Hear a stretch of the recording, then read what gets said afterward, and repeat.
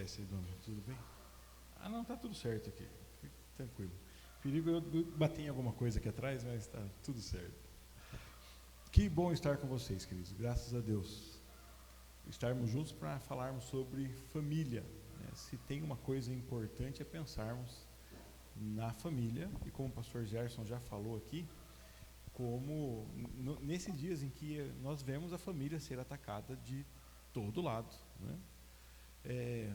Não só ser atacada assim, oficialmente, mas hoje parece que quando nós que já passamos aí 200 olhamos para a mocidade, para a juventude, vem aquela dúvida assim, será que eu sei do que eles estão falando? Será que eu entendo alguma coisa, né? Será que ainda é a mesma linguagem? E parece que além dos ataques que nós vemos, a gente fica com aquela sensação de que tem um monte de outros ataques que a gente não vê. E eu imagino que esse cenário aí, de vez em quando, deva colocar no seu coração aí alguns temores, não é? Qual é o futuro da minha casa? Qual é o futuro da minha família? Qual é a minha segurança? Aonde eu encontro uma certeza de que as coisas vão dar certo? Nós olhamos para a Bíblia e vemos que essa segurança só vem de Jesus. Não tem outra segurança. Não dá para você traçar um plano, uma cartilha e falar, faça isso, isso, isso, isso, e sua família vai ser bem sucedida. Faça isso, isso, isso, e vocês vão ter uma vida harmoniosa. E quando nós falamos que a segurança vem de Jesus, também não estamos falando de que haverá só sossego, paz e harmonia. Não. Nós estamos prevendo que de vez em quando vem tempestade pela frente, aí, de vez em quando vem turbulência, de vez em quando vem dor, de vez em quando vem angústia. Mas a nossa segurança não é que a vida vai ser boa ou que a vida vai dar só certo. A nossa segurança é que Jesus está conosco. Essa é a nossa segurança. E é sobre isso que eu quero pensar com você hoje. A bênção de ter Jesus conosco. E a consequência disso. Se Jesus cuida de nós e está conosco, o que fazemos? E a consequência disso é que nós devemos, então, cuidar uns dos outros. Desde quando o pastor me convidou, eu estava pensando no texto do Evangelho de Marcos, no capítulo 6, onde Jesus ele está conversando com os discípulos, e daí naquele momento em que os discípulos estão contando para Jesus como foi a viagem, quando Jesus mandou os discípulos de 2 a 2, eles estão ali agitados, corridos, cheio de gente, e Jesus tira ele para um lugar deserto, para conversar com eles a sós. E daí quando Jesus chega lá no lugar que devia ser um lugar de tranquilidade, já chegou uma multidão antes deles lá que queriam ver Jesus. E Jesus então fala assim, olha esse povo, eles são desesperados, eles são como ovelha sem pastor. É aquele cenário onde a multidão está sem comida e os discípulos vão falar para Jesus, Jesus, o povo não tem comida. E Jesus então, que cuidou dos discípulos, Jesus que cuidou do povo, Jesus que teve compaixão do povo, Jesus dá uma ordem para os discípulos e fala assim, dá comida para eles vocês mesmos. E nós vamos ler esse texto daqui a pouco, é sobre esse texto que eu quero meditar com você. Mas eu estava pensando um pouco sobre essa questão de sermos cuidados de Deus e falar isso para crente. Não é meio óbvio demais falar isso para crente? Jesus cuida de você? Se eu falar para você falar amém, todo mundo fala amém. Se falar levanta a mão, todo mundo levanta a mão. É meio óbvio falar isso para crente, que Jesus cuida de você. Você pode me dar um exemplo de como Jesus cuida de nós? O que a Bíblia diz sobre Jesus cuidando de nós? Me fale aí. Não vai sair no YouTube, né, pastor? Mas me fale. Eu repito aqui.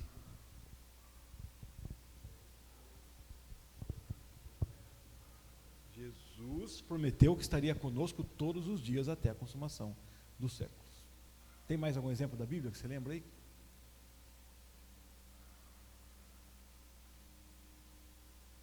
Fale para mim, vocês estão vergonhosos, pode falar. Lembre aí, como que Jesus cuida de você?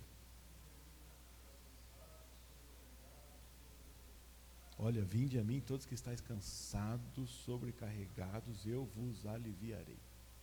Nesse texto eu acho muito legal, Jesus fala assim: eu vou dar para vocês descanso para a alma. Olha que preciosidade, que cuidado, não é apenas descanso físico, vocês vão ter descanso para a sua alma. Você já sabe disso, não sabe disso? Jesus diz que quando ele nos compara com uma ovelha, o que ele é? O bom pastor. O bom pastor. Se uma ovelha tiver um bom pastor, do que essa ovelha precisa? Pensa só. Parece que aquela ovelha do Salmo 23, ela diz que tem um bom pastor. Do que ela está precisando? Lembra do Salmo 23? Ela fala: o Senhor é o... Lembra o quê?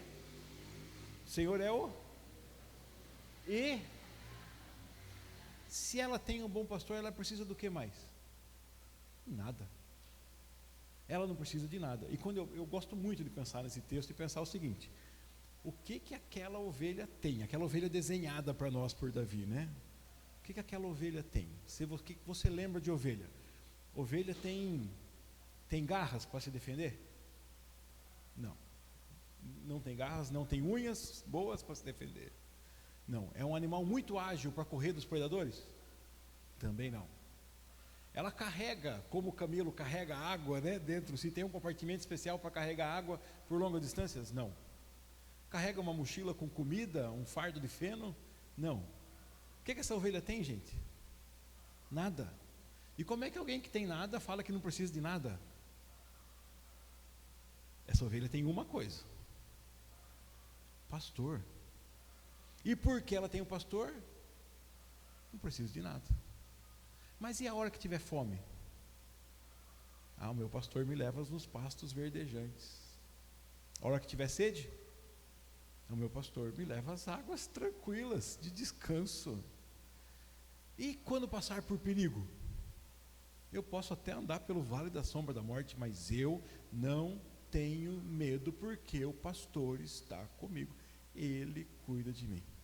Aí você vê essa ovelha que nada tem, terminar essa cena numa festa, num banquete, porque é o pastor que prepara a mesa. Então, se Jesus é um bom pastor, um bom cuidador, e você já sabe disso, aí eu fiquei pensando: por que eu vou falar isso para eles se eles já sabem disso? E aí me ocorreu o seguinte: mesmo sabendo disso, você concordou quando eu falei que olhar para o mundo nos gera incerteza, nos gera insegurança. Se eu perguntar aqui quem já ficou ansioso, aquele que ficar com a mão abaixada vai ter o pecado da mentira, não é verdade? Porque nós sempre ficamos ansiosos. E aí, por que ficamos ansiosos? É porque a gente sabe das informações, mas fazer essa informação ganhar vida no nosso ser é outra coisa. Eu me lembro no ano que eu estava decidindo ir para o seminário, ano de 2012, eu estava numa correria para arrumar as coisas para ir para o seminário e pensar em como que ia ficar minha família e tudo mais. Foi um ano que eu trabalhava na Rocha Eterna lá com o pastor Fausto teve um infarto. Eu trabalhando igual um doido na minha empresa lá em Cerquilho para tentar organizar as coisas para minha saída. O pastor Fausto tendo um infarto, eu e o presbítero Márcio assumimos toda a atividade da igreja, não tinha pastor auxiliar lá na época. O pastor Júnior estava na congregação. E daí foi aquela loucura toda, e eu que já estava ansioso, comecei a explodir de ansiedade, a passar mal. E eu me lembro que um dia eu pedi para um amigo meu abrir Mateus 6, quando Jesus fala assim: não andeis ansiosos com o que você vai ter que comer, ou o que você vai ter que beber, ou o que você vai ter que vestir. Por quê? Porque o Deus de vocês cuida dos passarinhos, dá comida para eles, veste as flores. E se Ele cuida do passarinho e das flores, não vai cuidar de você? E eu falei esse texto, eu recitei esse texto, chorando. E eu falava assim: isso está na minha cabeça, mas isso não entra no meu coração, porque eu ainda fico ansioso, eu ainda sofro, eu ainda choro. E aí, pensando nisso, nessa nossa dificuldade de olhar para o que a Bíblia diz mas ter a segurança de ficar tranquilo, tem alguma coisa que a gente precisa clarear aí. E para mim o que eu preciso clarear é a visão de Jesus. Porque não é que eu não sei que Jesus é o bom pastor, mas às vezes eu esqueço quem é Jesus. Pastor, nós somos crentes, você acha que a gente esquece quem é Jesus? Acho que a gente esquece quem é Jesus. Acho que a gente perde a noção de quem é Jesus. Porque se vocês falaram para mim que Ele prometeu que está com vocês todos os dias, vocês falaram que Ele fala, venha para mim, quem está cansado, sobrecarregado, eu vou dar alívio para vocês. Vocês concordam que Ele é um bom pastor? E como é que a gente ainda anda agitado, ansioso, preocupado, temeroso com esse mundo? É porque nós sabemos de todas essas coisas, mas esquecemos quem Ele é. E para nos lembrar de quem é Jesus, eu quero ler um texto com vocês, muito conhecido, um texto de Mateus 28. No finalzinho, quando nós conhecemos como a grande comissão, Mateus 28, a partir do versículo 18.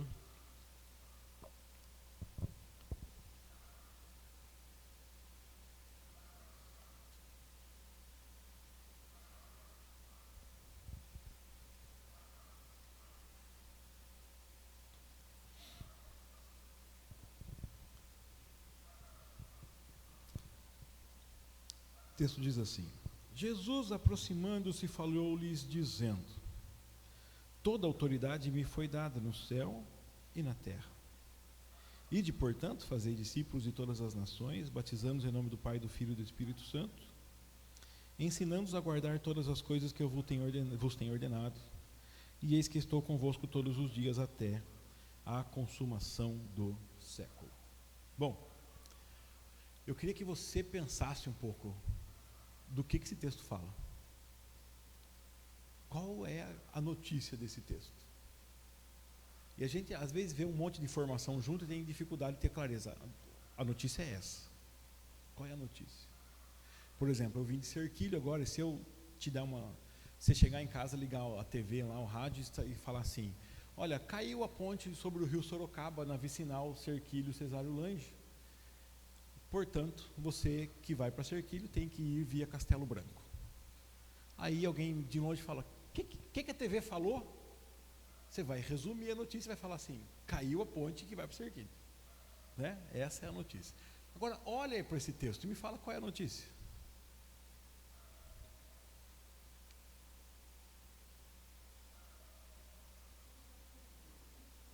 Toda autoridade me foi dada.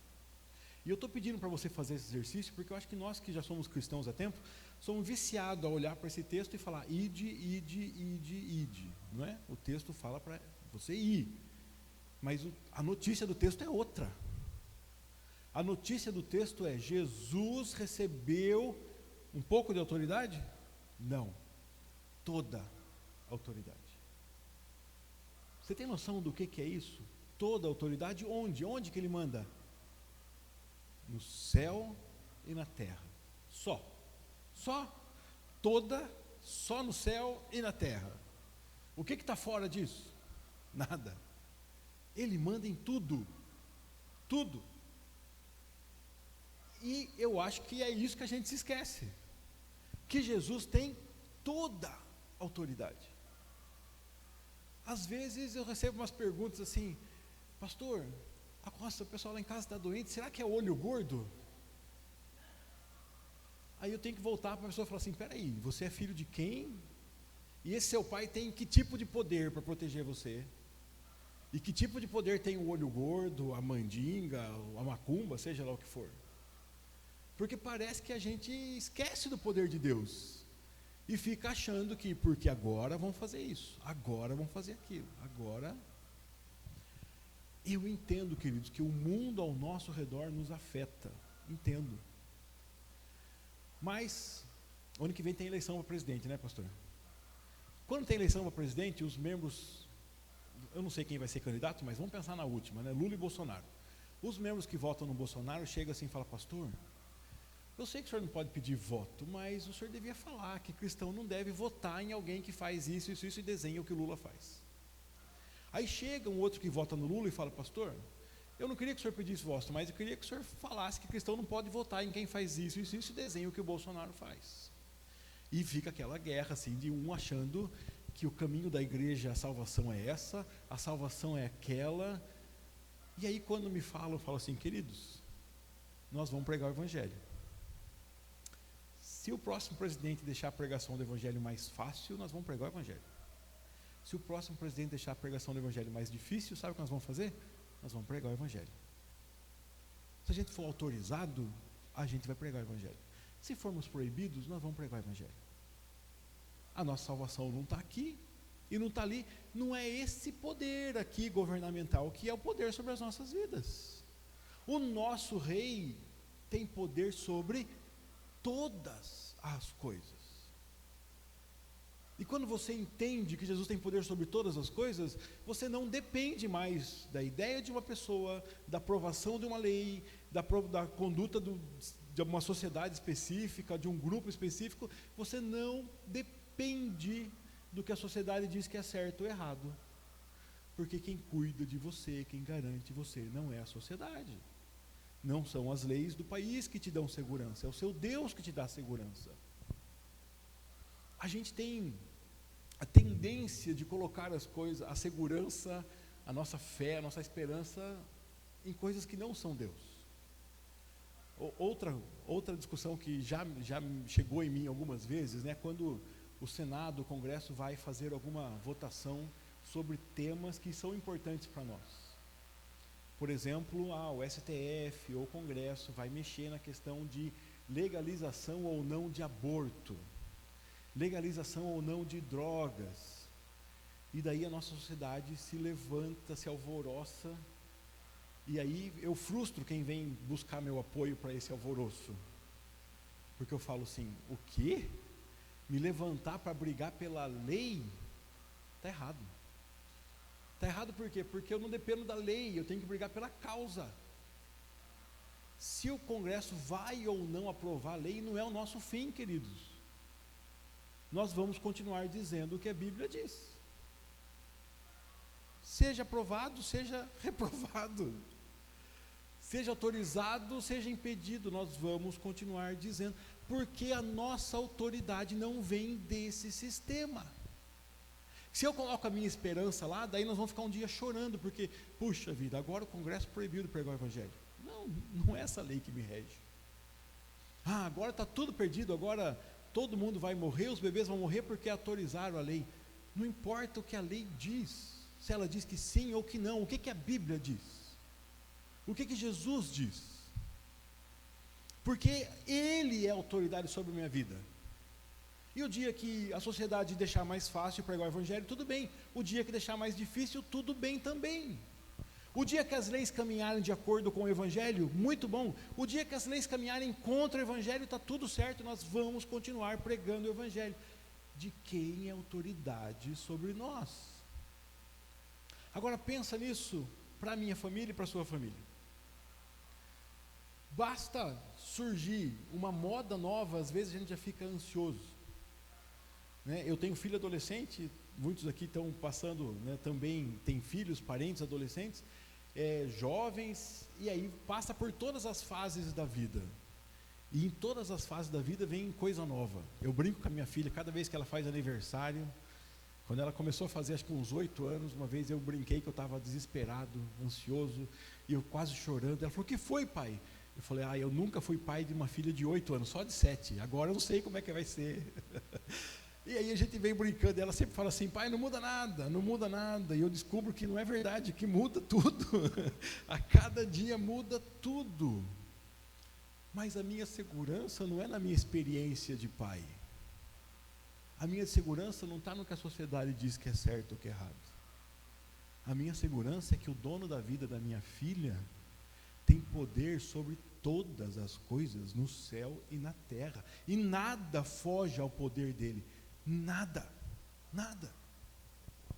E quando eu me esqueço do poder dele, aí eu fico ansioso.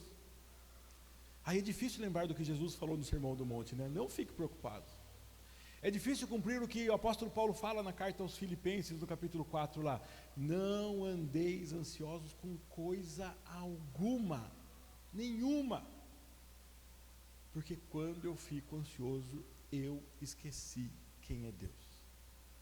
E talvez eu toque aqui, falando de ansiedade desse jeito que eu estou falando, talvez eu toque num ponto sensível de vocês, de alguém que fala assim, mas pastor, eu estou ansioso, e eu fui no médico, eu procurei um psiquiatra, ele está me dando remédio, é uma doença. Esses crentes ficam falando aí que não é doença e é doença. Queridos, não é disso que eu estou falando. Eu também já fui no médico, também já fui no psiquiatra, também já fui medicado, e tomei medicação, e foi bênção para a minha vida. Por que eu cheguei nesse estágio? Porque alguma coisa no meu cérebro já se corrompeu de tanta ansiedade acumulada. Meu cérebro não produzia os químicos necessários, e daí me dava reações físicas reais, coração acelera de verdade, a pressão sobe de verdade, e se você não tiver uma ajuda, de repente um remédio que vai parar isso aí, acalmar, fazer você dormir que você não consegue, sossegar que você não consegue, você não vai conseguir resolver esse problema, essa desorganização que aconteceu na sua mente. Eu não estou falando que isso é mentira, eu não estou falando que isso não existe, eu entendo que isso é real. Mas quando eu olho para a minha vida e vejo por tudo que eu já passei, eu tenho, infelizmente, que reconhecer que a crise é um problema real, o ataque de pânico é real, sim, crise de ansiedade é real, mas lá no fundo, todas as pequenas ansiedades que foram sendo acumuladas, elas existiram por uma falta da minha visão de quem é Jesus. Eu não deveria ter tido as pequenas ansiedades, dia a dia, que foram sendo acumuladas. E quando eu olho para isso, eu falo, pastor, você está chamando a nossa atenção, falando que nós não somos crentes, que nós não enxergamos Jesus. Não, eu estou falando para você, que se você tiver uma visão mais clara de Jesus a partir de agora, dia a dia, você possivelmente não vai chegar a ter as crises. Porque dia a dia você vai olhar para a situação, ela não é a que você queria, e você vai saber, eu não estou sozinho, meu Jesus está comigo. E a notícia que ele dá na Bíblia, depois que ele vai para a cruz, que ele ressuscita, que ele volta, que ele vai dar a última palavra para os discípulos, ele fala assim, não esqueça que eu tenho poder sobre todas as coisas. Sobre todas as coisas. E eu entendo que eu, como pai de família, você, nós como famílias aqui reunidas, nós temos que nos lembrar quem é o nosso Deus, quem é o nosso Senhor. Porque se nós nos lembrarmos disso, nós vamos brigar menos. Eu vou lutar menos por querer fazer valer a minha vontade, porque eu vou entender que a situação, no geral, ela está no controle de quem tem todo poder. Você já imaginou o estrago que você faria se você tivesse um controlinho assim, que aperta e muda a cabeça do seu marido, da sua esposa, do seu filho? Já imaginou o estrago que você faria? A gente ia usar toda hora, né? Vamos mostrar na minha mãe? Não. Lá, vamos sim, pronto. Sabe o que você ia criar? Você ia criar um robozinho, uma cópia de você. Você ia pagar a outra pessoa. Mas a gente às vezes quer essas situações. Agora, já imaginou diante de um conflito você orar sabendo que Deus tem poder para mudar a cabeça do seu cônjuge? Sim, mas para mudar a sua também. Porque de repente o que você quer não é o certo. E depois de uma situação dessa, você vai ter certeza que Deus nos direcionou para cá. E é o que Deus quer. E se é o que Deus quer, é o que é melhor para mim, é o que é melhor para minha casa. Se nós temos essa consciência, nós vamos brigar quando por a vontade de um e a de outro. Nós vamos ficar desesperados quando? Quando acontecer alguma coisa, meu filho saiu, eu não sei onde ele foi, eu não sei exatamente o que ele fez, e daí eu vou, antes dele chegar, já vou preparar 500 perguntas e questionamentos, e vão brigar, e vão... Espera aí, queridos. Você entregou seu filho para Deus, reconhece que ele é de Deus. Você sabe que Deus te manda cuidar, dar exemplo, ensinar. Mas quem é que tem poder sobre todas as coisas? Deus. E a gente é bom de falar assim, se o pastor perguntar para você, falar, irmãos, o que acontece se Jesus mandar o mar secar? Você vai falar, seca. O que acontece se Jesus mandar aquela montanha mudar, você vai falar, muda. Mas o que acontece se Jesus falar para você confiar? Aí você fala, aí não, pastor. O mar, a montanha, é tudo fácil, mas eu não ficar mais nervoso, eu não ficar mais ansioso, eu confiar, eu parar de brigar, eu parar de querer colocar minha vontade, eu entender que tudo está na mão de Deus. Não, aí o senhor está pedindo muito. Mas nós temos que lembrar que Jesus tem poder sobre todas as coisas. Quando nós entendermos isso, entendemos a primeira parte da lição, que Ele cuida de nós. Ele cuida de nós. Jesus cuida de nós e tem poder sobre todas as coisas. Então eu não posso mais ficar nervoso por nada. Por nada. Pastor, só para eu saber para onde que eu vou aqui, pastor, como é que é o nosso horário aqui? Até que hora a gente vai? Estamos tranquilo? Então tá bom. Então, vocês... A hora que eu perceber que o povo começa a sair, entendeu? Aí eu paro. Ok. Bom, qual é a notícia mesmo desse texto? Que Jesus tem poder sobre todas as coisas. Né? Mas aí tem um restante do texto, fala o quê? Depois que ele fala que tem poder sobre todas as coisas.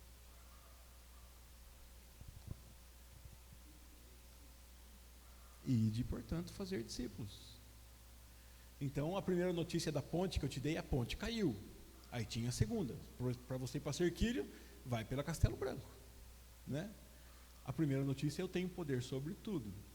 Agora tem uma ordem. Ide, portanto. Esse portanto quer dizer, é porque eu tenho poder, porque eu estou mandando, vá fazer discípulos. Aí você pode falar assim, Jesus, como é que faz discípulo? Pensa numa coisa difícil, é você definir isso. Como faz discípulos? Se o pastor montar um grupo aqui, chamar assim, montar um grupo de discipulado que se encontra tal dia, tal hora, tal. O que vai acontecer nesse grupo de discipulado? A gente costuma pensar que grupo discipulado talvez seja a classe de novos membros, né? O que vai ensinar o princípio do evangelho. Gente, o grupo de discipulado será que ensinaria o quê? Aí eu confesso para você um outro erro que eu sempre cometi lendo esse texto aqui. Que Jesus fala assim, então, já que eu tenho poder, eu estou te mandando, vá fazer discípulos de todo canto. E como é que faz discípulos? Ensinando a guardar todas as coisas que eu vos tenho ordenado, batizando-os em nome do Pai, do Filho e do Espírito Santo. É isso, é assim que faz discípulo. E eu estou com vocês fazendo isso, todos os dias, até que se acabem os dias. É isso que Jesus está falando.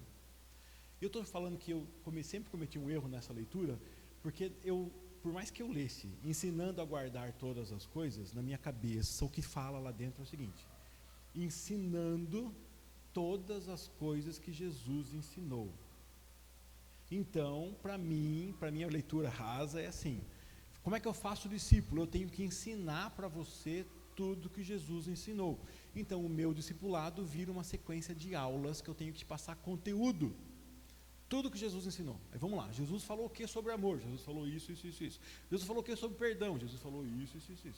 Então vamos ler a Bíblia, vamos ler os evangelhos, eu tenho que te ensinar tudo que Jesus ensinou. Quando você fala isso para um cristão, o cristão já desanima, fala, tudo, pastor, é muita coisa. É muita coisa, é tudo de Jesus aí. Se o caminho para ser discípulo é tudo de Jesus, é muita coisa. Eu não sei se eu vou saber disso, eu não fui para o seminário, eu não leio tantos livros quanto o senhor lê e tal, é muita coisa. Mas o texto não fala que eu tenho que ensinar você tudo que Jesus ensinou. Dá uma olhada nesse texto de novo. Eu tenho que ensinar você a fazer o quê para eu te fazer discípulo de Jesus? Guardar. Então Jesus quer que a gente faça discípulo, ensinando a obedecer, e não ensinando os conteúdos. Será que isso tem diferença? Porque parece que ensinar conteúdo é uma coisa, para mim, muito fácil. Eu sei dar aula, eu sei ler, sei entender, sei comunicar, fechou. Vou ensinar tudo que Jesus ensinou para você. Mas como é que eu faço para ensinar você a guardar, a obedecer? Aí é mais difícil, querido. Aí não dá para fazer uma reuniãozinha uma vez por semana, te dar uma aula e achar que isso é discipulado. Na verdade, para fazer discípulos, eu entendo que eu vou ter que fazer mais ou menos o que Jesus fez. Trazer você para, igual ele falou para os irmãos lá, o André e Felipe, né, que foram falar com eles, aonde quer que o senhor mora? Como é que Jesus falou? Venha ver. E venha ver, vem viver comigo. Vem caminhar comigo. E daí eles viam como Jesus tratava a mãe. Eles viam como Jesus tratava os líderes religiosos. Eles viam como Jesus tratava os pobres. Eles viam como Jesus tratava aquelas pessoas desesperadas que não tinham o que comer. Porque eles viviam com Jesus. Eles viviam como Jesus orava. Como Jesus vivia a palavra de Deus. Como Jesus guardava os mandamentos. Porque eles viviam com Jesus. Eu não sei se eu posso dizer para você que um discípulo que chegou a caminhar com Jesus nos primeiros dias, ele aprendeu todos os ensinamentos de Jesus. Não dá para te falar isso. Mas dá para te falar que nos primeiros dias ele começou a aprender a guardar os ensinamentos de Jesus, a obedecer os ensinamentos de Jesus. Então Jesus, que tem poder sobre todas as coisas, me manda fazer discípulo.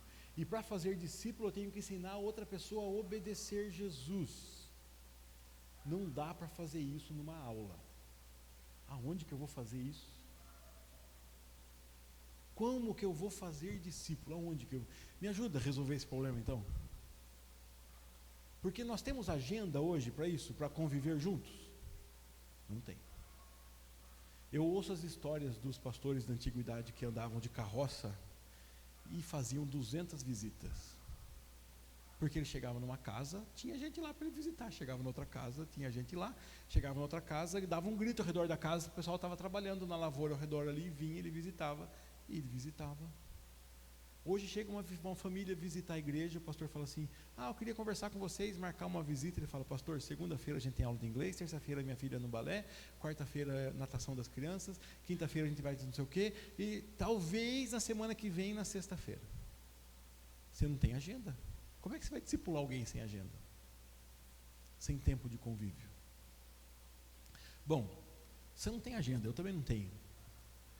Mas você convive com alguém? Não convive? Aonde você convive com pessoas? Onde? Sua casa. Então, esse problema de fazer discípulos que a gente não faz porque não tem agenda, a gente pode fazer em família? E aí toma um desafio para mim e para você. Eu acredito que Jesus tem poder. Eu acredito que Ele cuida de mim. Eu entendo isso.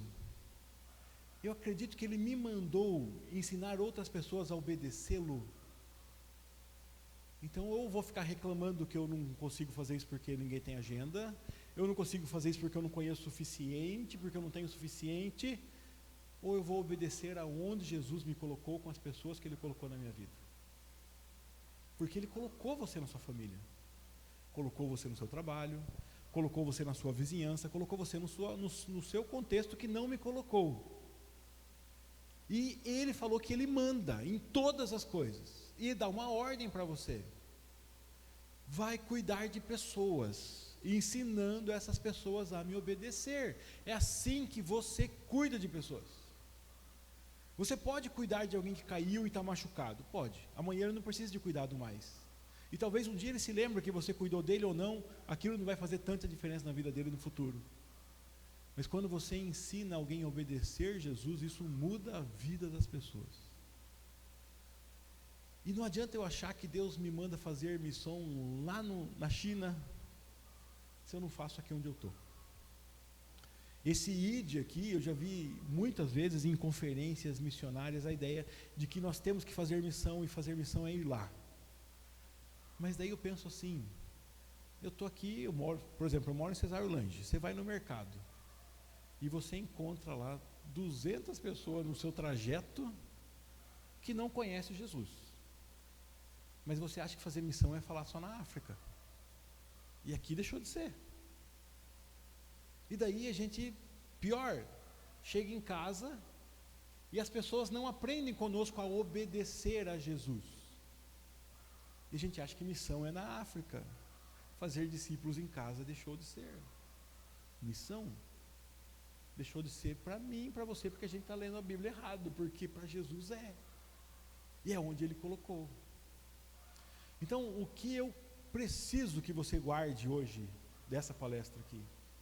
Eu preciso que você guarde a informação oficial da palestra. Jesus cuida de você. E quando você fala isso, Ele tem poder sobre todas as coisas. O seu cuidador é um cuidador excelente. Se você lembrar de João 10, quando Jesus fala das ovelhas, Ele fala no começo lá das ovelhas que tem um pastor de verdade e tem um mercenário. O pastor de verdade, ele chega no aprisco, ele chama as ovelhas pelo nome. Ele faz com que as ovelhas o sigam e ele não deixa nenhuma para trás. Ele faz com que ele conduz as ovelhas. Ele tira para fora todas as que lhe pertencem. Todas. Esse é o seu pastor. Esse é o seu pastor. No mesmo capítulo, depois lá no versículo 27, quando ele fala que as minhas ovelhas ouvem a minha voz, eu as conheço, elas me seguem, eu dou as vida eterna, elas jamais perecerão. Daí ele fala assim: as minhas ovelhas estão na minha mão. Quem é que pode tirar da mão dele? Ninguém. Outro dia, falando para adolescentes sobre isso, eu coloquei uma moeda na minha mão e fechei e falei: quem tira a moeda da minha mão? Foi uma festa, né? Vieram, quase quebraram meus dedos, tentaram de tudo, mas não conseguiram tirar a moeda da minha mão. E daí eu mostrei, usando isso, eu falei para agora: você já imaginou se é a mão de Jesus? Que poder do inferno pode contra a mão de Jesus, querido? O que é que pode ameaçar? Olha o lugar onde você está. E quando Jesus fala isso, Ele fala para dar segurança para você. Você está na minha mão, ninguém pode tirar.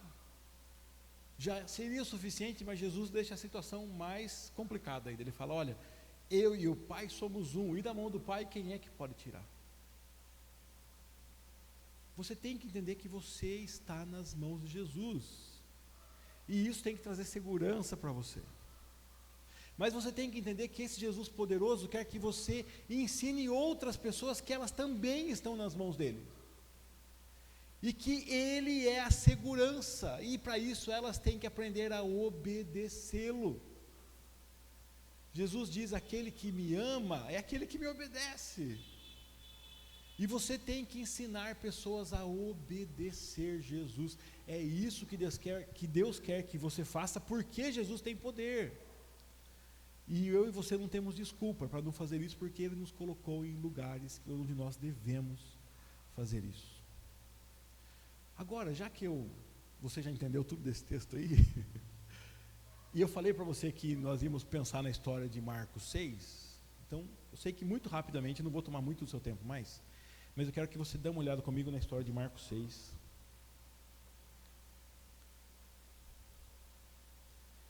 Agora, pensando que Jesus é todo poderoso, e Marcos 6 vai trazer uma tempestade para nós aqui.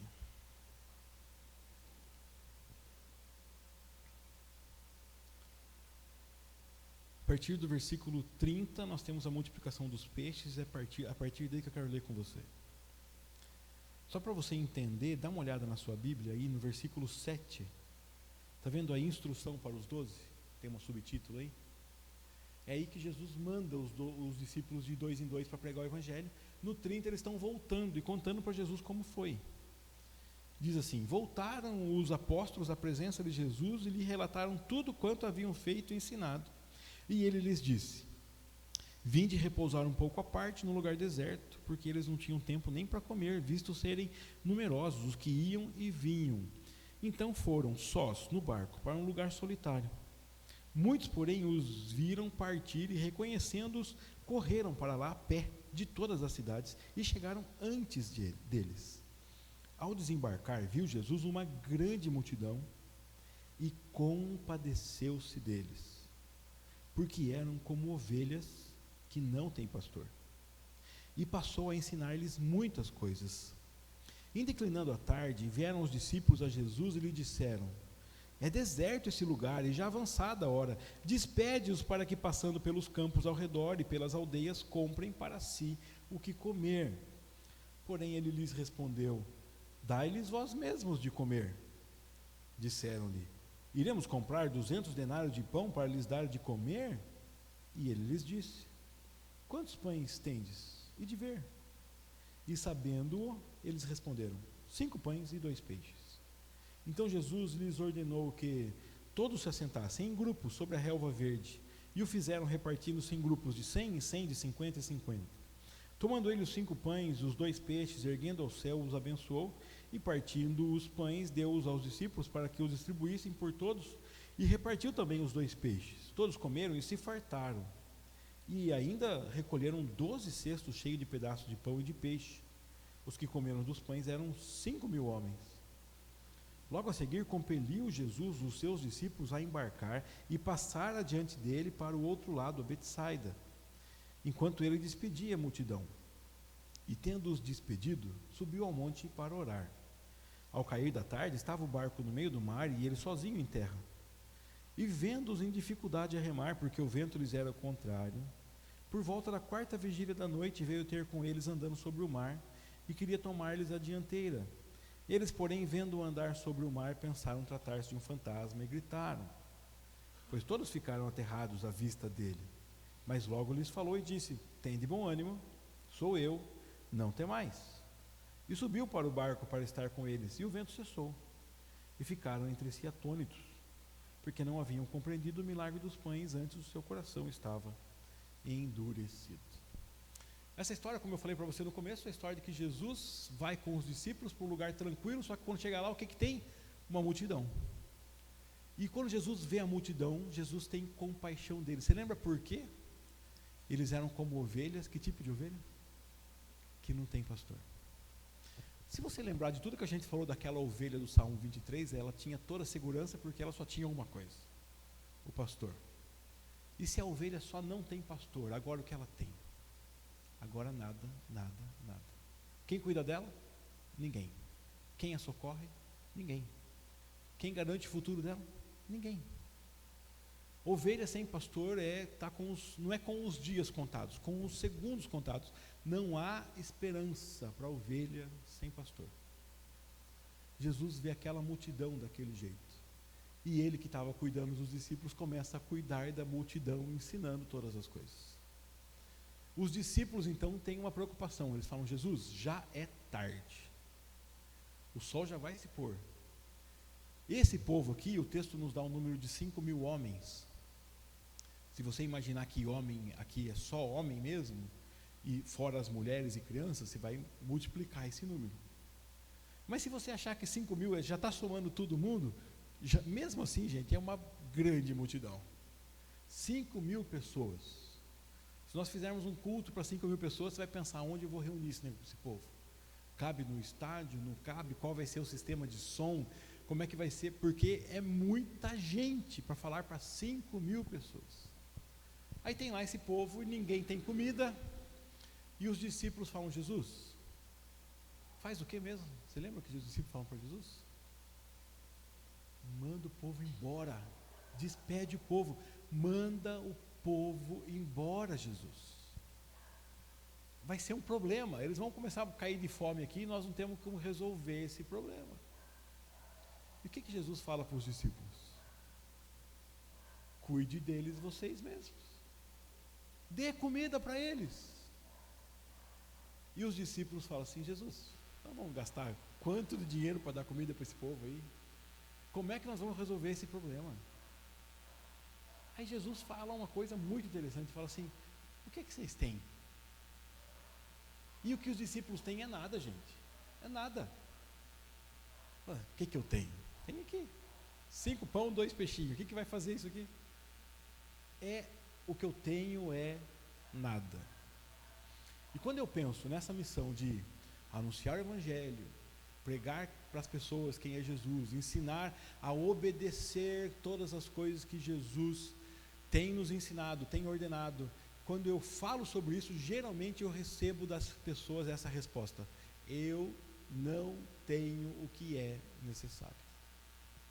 A missão é muito grande, é muito bela, a tarefa é lisonjeável, mas eu não tenho o que é necessário.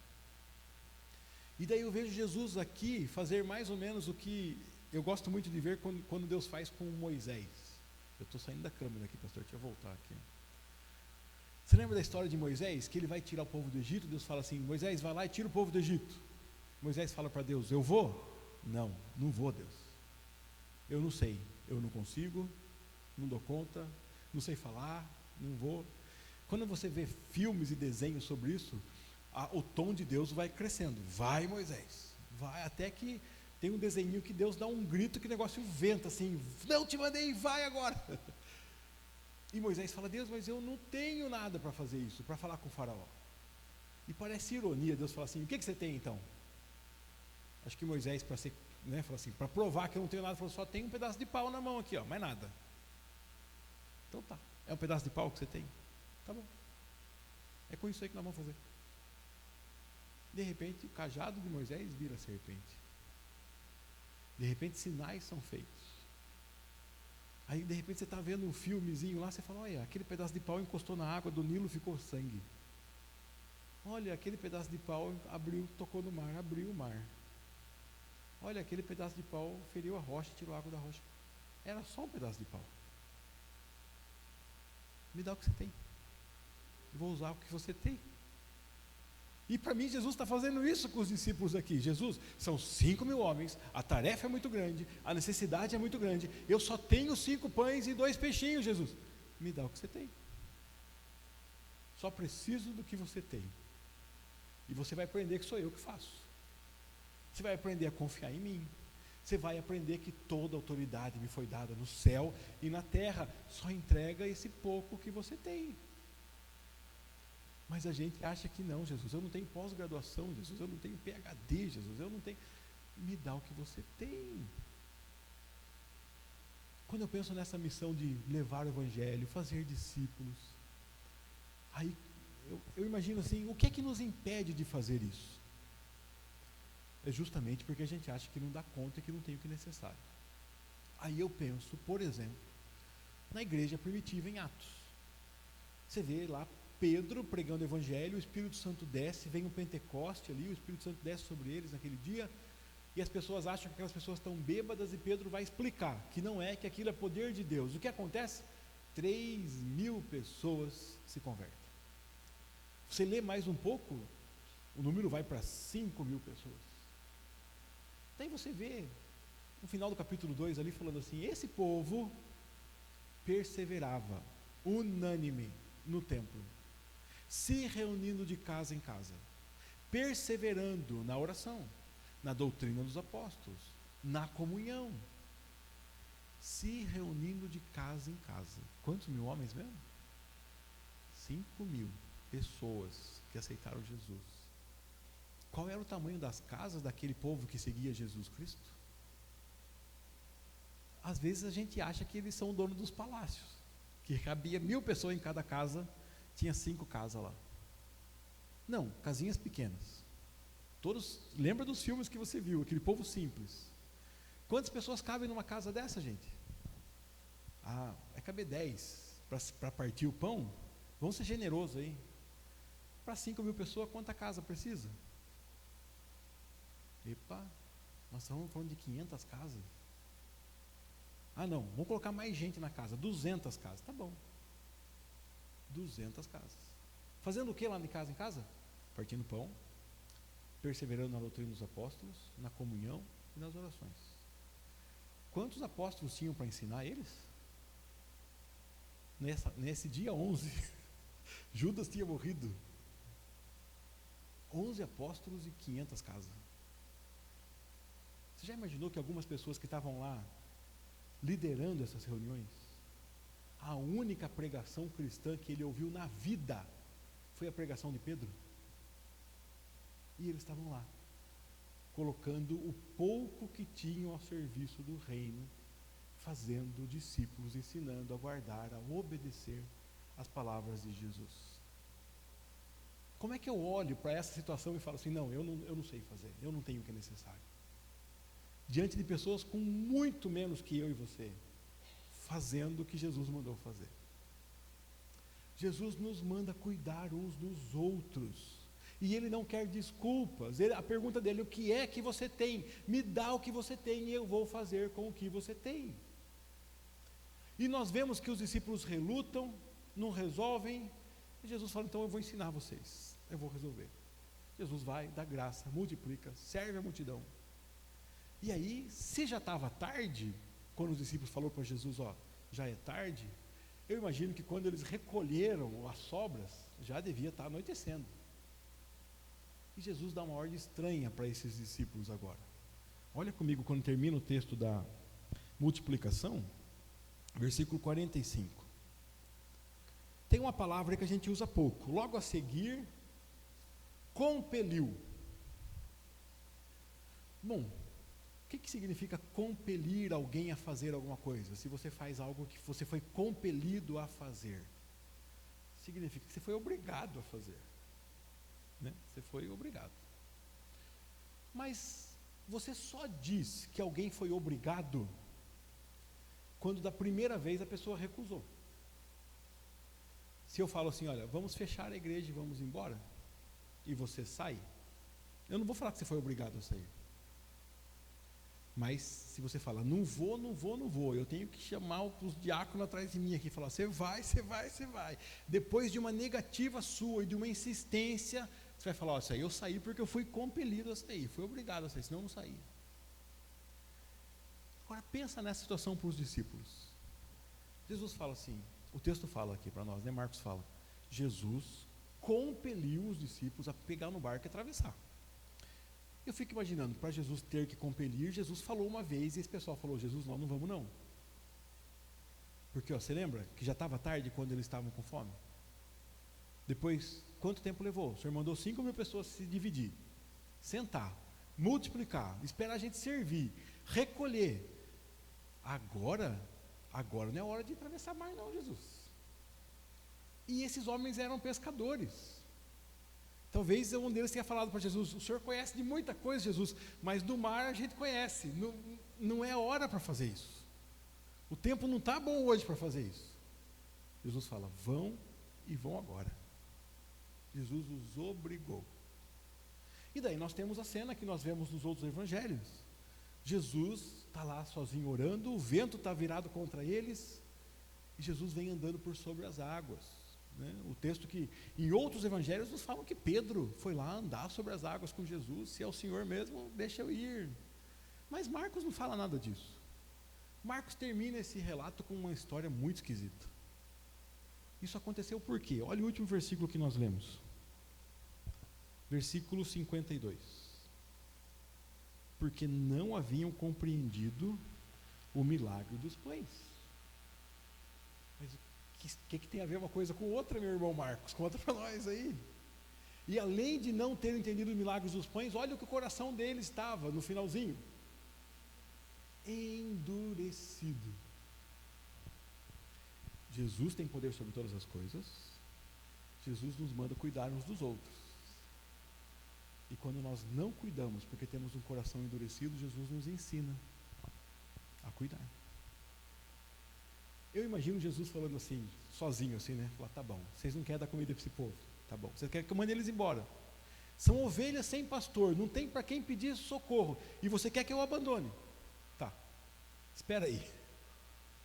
Entra no barco e vai lá agora, sem pastor. Vai lá enfrentar, para você aprender o que é estar na situação de não ter para quem pedir socorro, de não ter para quem pedir ajuda, de não ter ninguém para te socorrer, que é o que esse povo tem aqui, e você não tem compaixão. Você está com o coração duro. E Jesus leva aqueles discípulos até a situação do povo, ovelhas sem pastor. E no meio do terremoto da vida deles lá, do tempestade, aonde eles falam: agora morremos, Jesus chega e eles entendem a alegria de ter Jesus presente, a alegria da salvação, o socorro, o alívio. Jesus finalmente está conosco.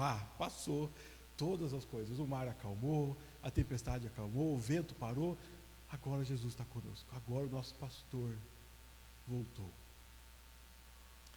Alguém que passa pela situação de estar desesperado encontra alívio. ele tem que ter como missão de vida sair, encontrar outros desesperados e falar assim: eu sei quem é o alívio, eu sei de onde vem o socorro, eu sei aonde tem esperança, eu sei aonde tem salvação, eu sei onde tem conserto para essa vida quebrada, porque o conserto me alcançou, porque o conserto veio e me salvou. O nome dele é Jesus. Queridos, eu espero que fique muito claro na sua mente aqui, que eu não estou falando hoje aqui, usando esse texto para falar de uma evangelização lá na África, na China. Eu quero que você olhe para o seu redor, para a sua casa, para a sua família, que você se pergunte: o que é que eu tenho aqui? É 5 pães e 2 peixinhos? É um pedaço de pau? O que é? O que eu conheço de Jesus? Eu vim para a igreja faz 1 semana, eu só escutei o que o pastor Gerson pregou semana passada. É isso que eu tenho? Eu vou meditar nisso. Eu vou ensinar minha família a guardar e obedecer isso. É tudo que eu tenho. Mas o tudo que eu tenho, que é o pouco que eu tenho, está à disposição de Jesus. Eu vou usar o pouco que Ele me deu para ensinar a minha família a confiar nesse Jesus que tem poder sobre todas as coisas, a obedecer, guardar todas as coisas que esse Jesus ensina. Às vezes eu peço para Deus assim: Deus, me ensina fora da tempestade, por favor. Eu quero aprender rápido, né? Me ensina fora da tempestade, mas se for necessário levar para a tempestade, mas aprender, eu preciso aprender. Eu preciso aprender quem é meu pastor, eu preciso ensinar minha família quem é meu pastor. Meu pedido a Deus é que Ele te abra os olhos, que você enxergue o seu pastor, que isso afaste de você o medo, a insegurança, a ansiedade, os temores, que você caminhe olhando para Ele, e já que você foi encontrado, que você leve todas as ovelhas que estão ao seu redor para Ele, que você ensine essas ovelhas a guardar todos os mandamentos de Jesus, a obedecer Jesus. Ele quer sua obediência mais do que os sacrifícios, Ele quer sua obediência mais do que os rituais, Ele quer a sua obediência mais do que o seu dinheiro. Ele quer a sua obediência. Se você o ama, você o obedece.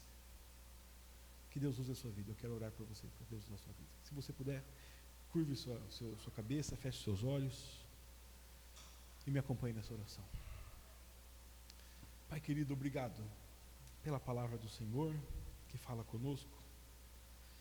Obrigado porque o Senhor nos lembra hoje que o Senhor tem poder sobre todas as coisas, todas as coisas.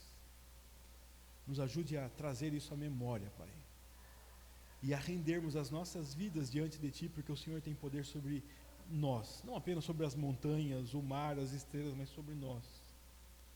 E o Senhor que tem poder sobre todas as coisas, que nos dá segurança, que é o nosso amparo, que nos chama a estar com o Senhor e não estaremos mais cansados e sobrecarregados. O Senhor que é o nosso bom pastor. O Senhor, justamente por ter toda a autoridade, nos manda levar, ó Pai, a Tua revelação para outras pessoas e ensiná-los a guardar, a obedecer o Senhor. Pai, nós não temos grandes formações aqui, Senhor, mas o pouco que temos está à Sua disposição. Usa as nossas vidas, ó Pai, e através de nós alcança pessoas, ó Deus, na nossa casa. Começa em casa, Pai, aonde o Senhor nos levar, que possamos fazer discípulos do Senhor. Nos ajude a enxergar, ó Pai, a necessidade de pessoas que andam como ovelhas sem pastor. Quebra o nosso coração duro e nos dá compaixão pelos Teus filhos e filhas, Senhor. Faz de nós, ó Pai, uma igreja com famílias fortes, que amam, que se compadecem e que ensinam uns aos outros a Te obedecer. E assim, ó Pai, o Senhor fará de nós uma igreja que Te representa, aqui em Cesarolândia, aonde o Senhor nos levar. Ajude-nos a olhar para o Senhor, é o que precisamos, em nome de Jesus nós pedimos. Amém. Mais uma vez, muito obrigado. Uma benção falar com vocês. Eu falo que é muito bom falar com quem quer ouvir, né? Com quem participa, que está aí prestando atenção, balançando a cabeça. Uma benção, viu? Uma alegria. Que Deus continue cuidando de cada um. Obrigado, pastor. Uma benção estar com vocês aqui. Deus o abençoe.